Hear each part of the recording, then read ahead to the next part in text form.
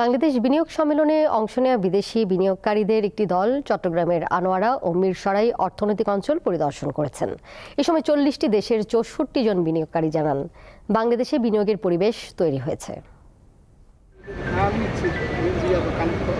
চট্টগ্রামের আনোয়ারায় অবস্থিত Korean EPZ ও মিরসরাই অর্থনৈতিক অঞ্চল পরিদর্শন করেন দক্ষিণ কোরিয়া, চীন ও নেদারল্যান্ডস সহ 40টি দেশের 64 জন বিনিয়োগকারী। এ সময় তারা কারখানার কর্মপরিবেশ সহ বিভিন্ন বিষয়ে খোঁজ খবর নেন।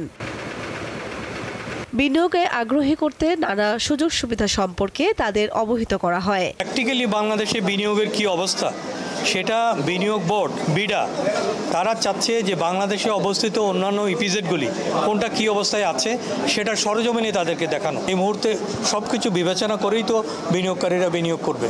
দুটি অর্থনৈতিক অঞ্চল পরিদর্শনের পর সন্তুষ্টি প্রকাশ করেন বিনিয়োগে আগ্রহীরা। আমরা কিন্তু দুটো দিকেই এখন মুভ করছে যে আমাদের লেবাররা অনেক এক্সপিরিয়েন্স হয়েছে এবং হচ্ছে, যার জন্য ফরেনাররা আসতে পারে। এবং এ সময় আয়োজকরা জানান, বিশ্ব দরবারে বাংলাদেশকে তুলে ধরাই বিনিয়োগ সম্মেলনের মূল লক্ষ্য। এবার যারা বিনিয়োগকারী এসেছেন আমরা সেই রকমই একটা ধারণা দেওয়ার চেষ্টা করছি যে বাংলাদেশে এখন পরিবর্তিত বাংলাদেশ, যে নতুন বাংলাদেশটা হয়েছে, এখানে আপনার বিনিয়োগ যদি করে তাহলে তাদের বিনিয়োগের সুফল তারা যেমন পাবেন, পাশাপাশি তাদের বিনিয়োগের মাধ্যমে বাংলাদেশের অর্থনীতি উপকৃত হবে।